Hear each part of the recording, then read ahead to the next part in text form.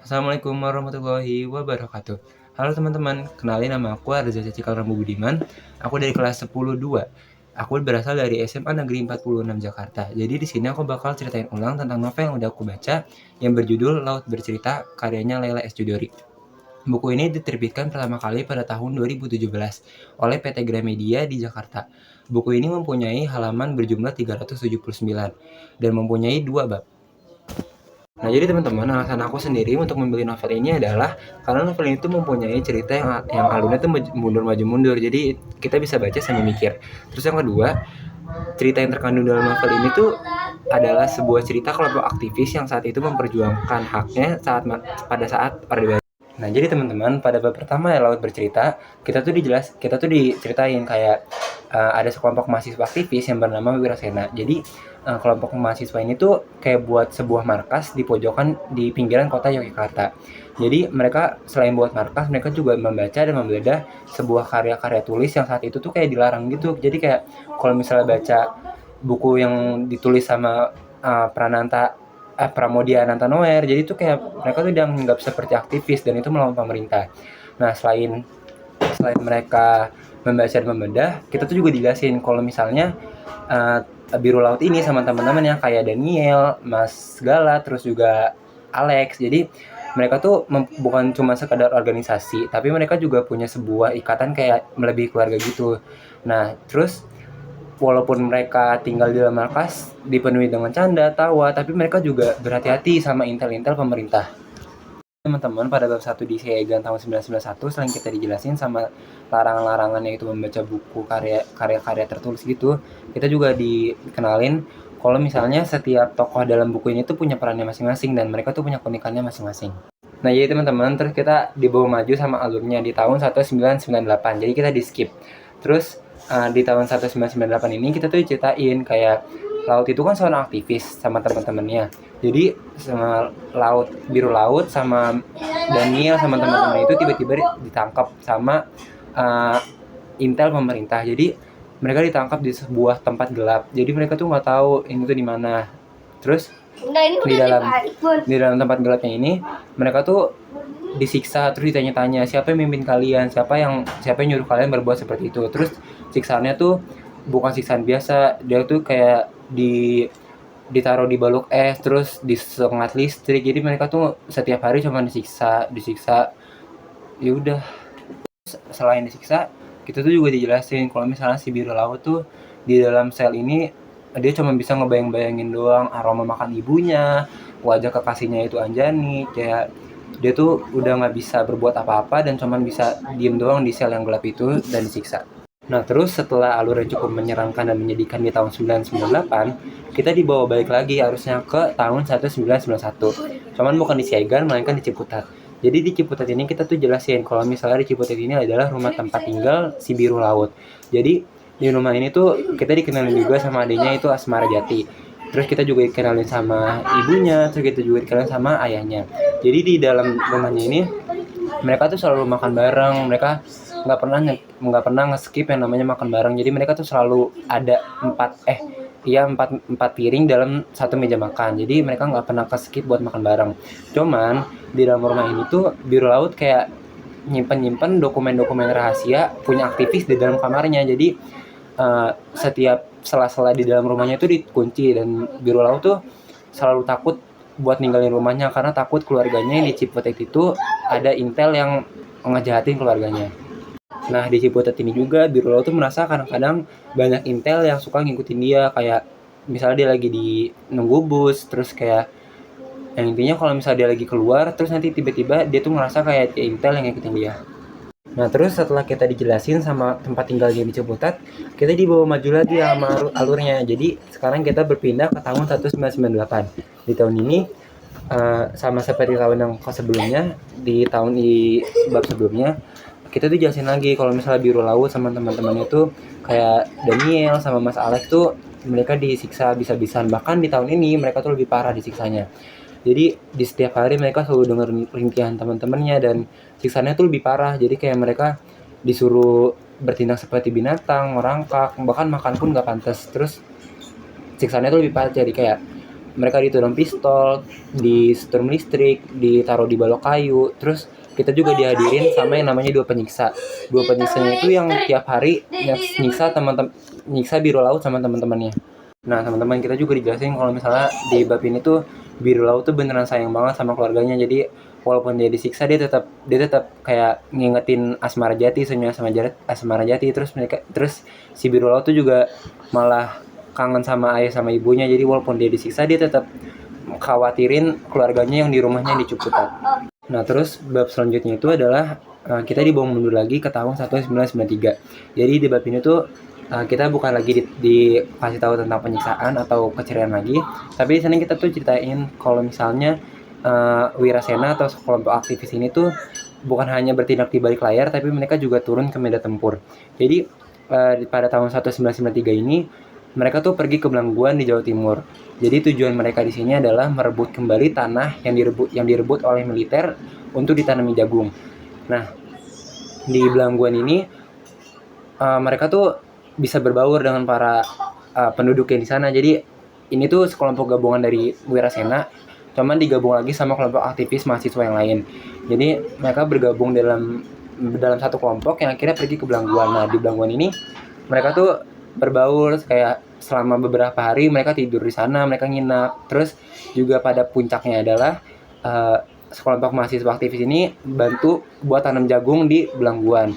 Tapi sekelompok mahasiswa ini tuh kayak masih aja diikutin sama intel pemerintah. Jadi walaupun mereka udah rame-rame, tapi mereka aja tetap diikutin sama intel.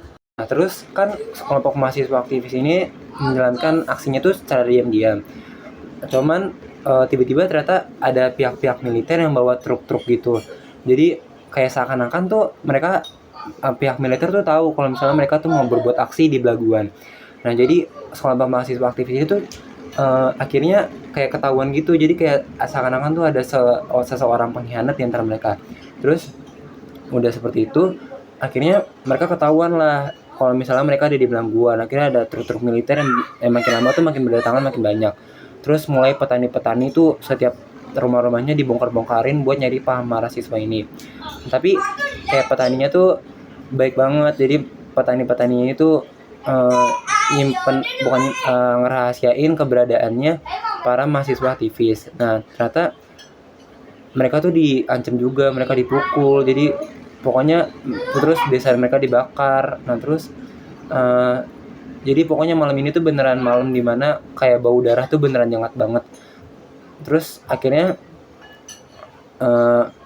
mahasiswanya Wirasena akhirnya bisa keluar dari lingkungan Belangguan dan pergi menuju suatu tempat. Nah, di tempat ini tuh mereka ternyata masih aja diikutin sama intel. Jadi seakan-akan kayak ada rahasia-rahasia mereka tuh terbocor. Jadi kayak teman-temannya kayak Biru Laut, Alex, Daniel, dan teman-teman yang lain jadi kayak merasa kalau misalnya di antara mereka tuh ada pengkhianat. Pada puncaknya akhirnya tanahnya tidak bisa direbut oleh mahasiswa dan penanaman jagung batal. Tapi ini tuh bukan sebuah akhir bagi mahasiswa itu. Jadi mereka tuh akhirnya malah lebih semangat buat ngelawan pada para pemerintah dan para intel. Tapi walaupun gak berhasil, mereka akhirnya jadi kayak makin erat gitu hubungannya. Jadi ya bisa dibilang ini tuh cukup berguna bagi kelompok mahasiswa aktivis. Nah, setelah bagian tegang dari tahun 1993, kita dibawa maju lagi ke tahun 1998. Nah, di tahun ini tuh kita balik lagi ke penyiksaan yang tahun sebelumnya. Tapi penyiksaan tahun ini tuh lebih dibuat parah lagi. Nah, parahnya itu sampai bahkan teman-temannya laut itu satu persatu tuh hilang. Jadi setiap malam mereka tuh dengar suara truk di mobil yang nyala.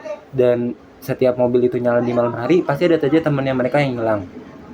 Nah, penyiksaannya itu bukan sekadar lagi ditaruh di balok es, tapi mereka penjaganya bukan ngeliatin lagi, penjaganya tuh datang cuma buat ngasih makan, dilempar. Habis itu setelah kita diberi makan, makanannya juga bukan buat dimakan manusia, makanannya makan makanan yang kayak udah ya buat tahanan gitu deh. Terus mereka tuh tiap hari diinterogasi, dan diinterogasi mereka juga disiksa sampai akhirnya Biru Laut ini tuh udah cuma bisa ngayal-ngayal doang. Kayak Biru Laut tuh ngayal Nah bahkan teman-temannya laut itu kayak yang disandra sama biru laut, dia tuh tubuhnya udah mulai kering, terus matanya tuh udah mulai kayak lemes gitu, terus tiap hari tuh cuma bisa ngeringkih doang. Nah cuman biru laut masih aja ngebayangin keluarganya yang ada di Ciputat. Terus biru laut tuh cuman ngebayangin kayak enaknya makan nasi putih sama keluarganya, terus dengerin radio ini setel sama ayahnya, cuman itu doang yang dipikirin sama dia. Jadi biru laut tuh masih aja pengen ketemu sama keluarganya yang di Jakarta. Terus akhirnya di ujung bab ini tuh kita diceritain kalau misalnya biru laut tuh akhirnya ikut dibawa pergi juga sama mobil truk di malam-malam. Terus biru laut tuh sadar kalau misalnya ini tuh bau asin laut. Jadi biru laut sadar kalau misalnya dia tuh bukan menuju ke pengadilan tapi malah menuju ke kegelapan yang makin abadi. Nah karena biru laut tuh tahu kalau misalnya ini tuh tempat peristirahatan dia yang terakhir. Jadi di dalam hati dia tuh cuman ngucapin minta maaf sama keluarganya, terus ngucapin selamat tinggal sama adiknya Asmara Jati, terus juga ngucapin selamat tinggal sama kekasihnya yaitu Anjani. Terus dia juga kayak dia tuh pengen ngomong kalau misalnya walaupun aku mati di sini tapi cerita ini tuh kayak perlawannya tuh harus tetap dijalanin sama aktivis-aktivis yang lain. Nah setelah penyiksaan di tahun 1998 kita dibawa balik lagi ke tahun 1993. Jadi di tahun ini kita dilanjutin sama tahun 1993 yang kemarin, yang sebelumnya mereka melakukan aksi untuk turun tangan ke lapangan. Nah kita dijelasin lagi kalau misalnya biru laut ini tuh pengen pulang ke Yogyakarta atau Jakarta naik bis.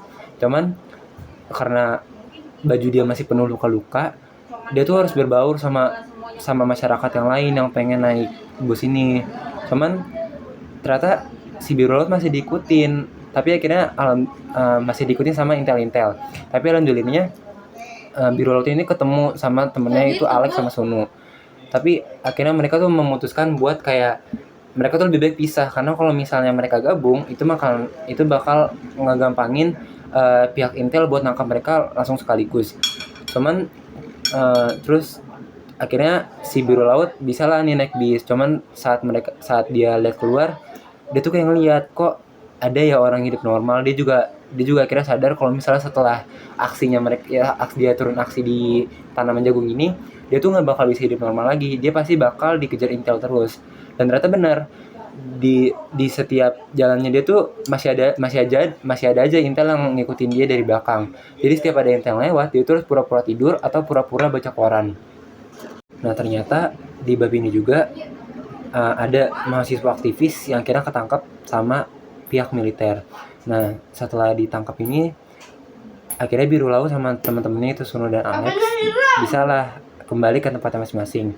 Cuman setelah turun bus, biru laut tuh masih aja tetap ngerasa kayak takut gitu, karena setiap kayak dia tuh ngerasain trauma yang mendalam setelah aksi itu. Nah bab selanjutnya lagi kita dimajuin lagi ke tahun 1998 dan setiap tahun ini pasti kita bakal ceritain tentang penyiksaan yang makin lama makin gila. Nah terus pada bab ini tuh kita diceritain kalau misalnya biru laut ini tuh mulai udah kayak dia udah pasrah sama hidupnya. Cuman setiap hari diinterogasi, setiap hari ditaruh di balok setiap hari disiksa, setiap hari disetrum.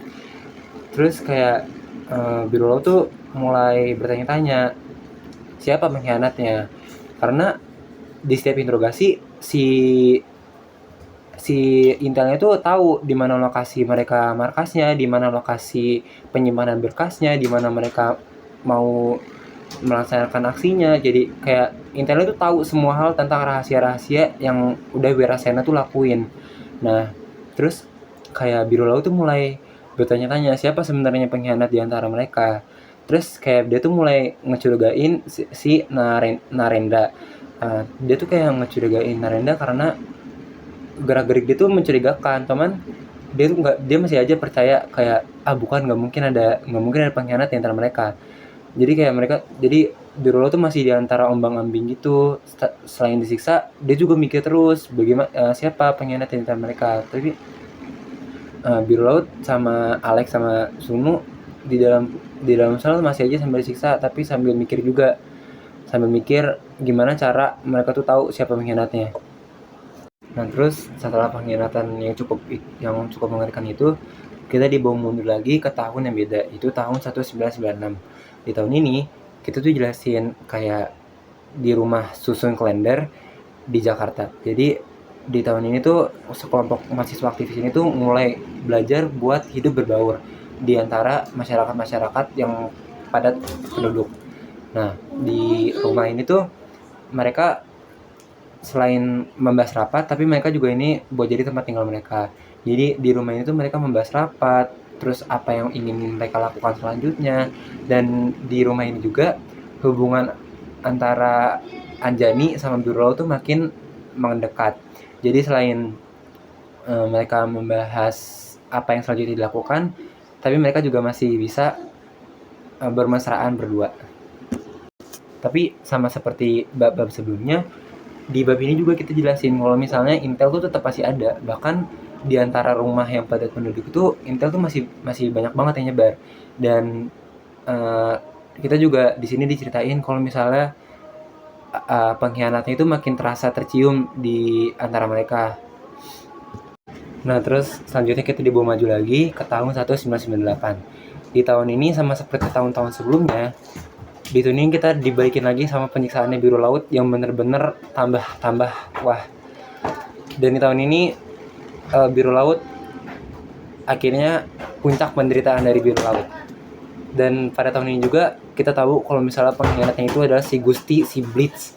Dan jadi cerita awalnya tuh Biru Laut sama teman-temannya tuh disiksa di bolok es. Dan tiba-tiba ada si Gusti ini tiba-tiba masuk sambil bawa kamera Blitz itu sambil moto-motoin. Dan sambil si Biru Laut ini disiksa, ditaruh di bolok es sambil disiksa sama si Intel itu sama si Mata Merah. Pokoknya Mata Merah itu pemimpin dari Intel itu. Sambil diinterogasi, sambil disiksa, sambil dipoto sama si Blitz, si Gusti itu. Nah, akhirnya setelah melihat itu Biru Laut beneran kayak dia tuh udah bingung mau ngapain lagi. Dan akhirnya Biru Laut dikembalikan lagi ke sel yang sama si Alex sama si Sunu.